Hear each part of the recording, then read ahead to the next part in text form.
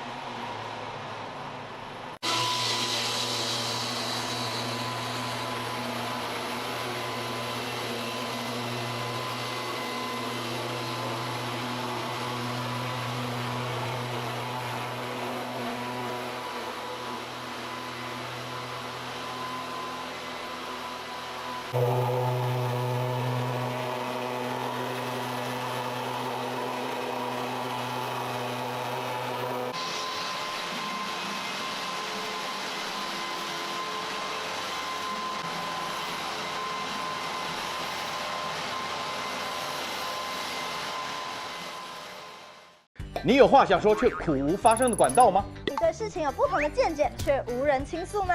年轻学子们站出来，说出你们的想法，让我们听听年轻人的心声。闹辩风下，强力征求学生辨识，只要你敢说，我们就敢要。赶紧拍摄影片，然后发送到我们以下的信箱，就会有专人跟你联系。还有，别忘了订阅我们闹辩风向的 YT 频道，按赞，开启小铃铛，就不会错过我们精彩的辩论哦。各位朋友，闹辩风向，敢嘴就来辩。